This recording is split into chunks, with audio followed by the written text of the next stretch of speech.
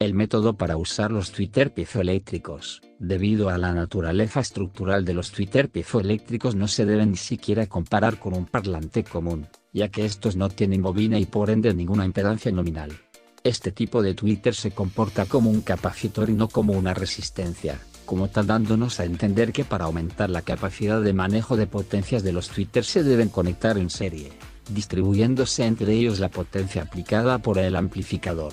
Por ejemplo, los tweeter piezoeléctricos pueden soportar aproximadamente unos 50 watts cada uno, así que para alcanzar un valor en watts del conjunto de tweeter respecto con la potencia suministrada por el amplificador, se deben conectar en serie la cantidad de tweeters necesarios hasta abarcar o igualar dicha potencia del amplificador.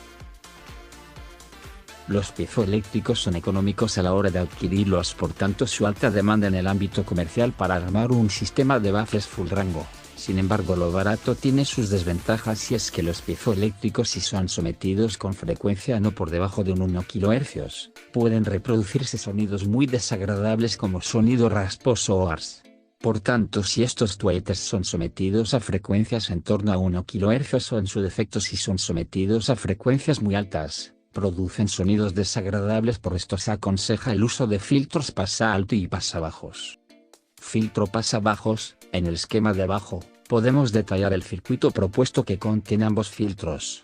La resistencia R1 junto a la capacidad misma del tweeter piezo, conforman un filtro pasabajos de primer orden, el cual elimina las muy altas frecuencias que pueden provocar el sonido ars o sonido de lija muy agudo. Esta R1 al mismo tiempo protege la salida del amplificador.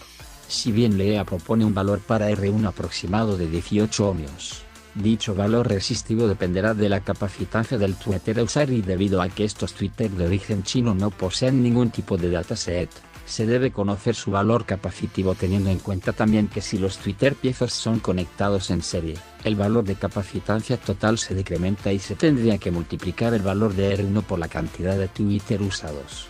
La frecuencia de corte de este filtro pasabajos elegida por medio del valor de R1 ronda entre los 60 kHz. Sin embargo, se podría usar un recorte entre los 25 kHz o 30 kHz para asegurar un buen recorte de las altas frecuencias inadecuadas que afecten al piezo.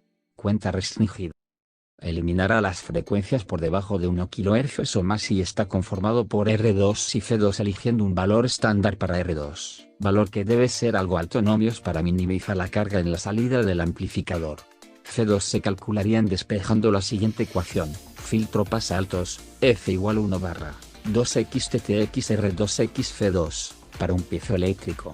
La frecuencia de corte para este filtro puede rondar entre 3.5 kHz, 4 kHz o 5 kHz, dependiendo estos cálculos de frecuencia de corte en ambos filtros en el tipo de piezoeléctrico a ser usado. Sin más nada que decir, se presenta el esquema proporcionado por LEA y con los créditos del autor del tema, el maestro Dr. Zoidberg, en la página de foros de electrónica. Esto es una recopilación que se hizo a partir del tema de cómo usar piezoeléctricos, la página foros de electrónica, así que señalo el punto de origen de esta magnífica teoría y un análisis más profundo por el creador del tema. Aquí el link para mayor.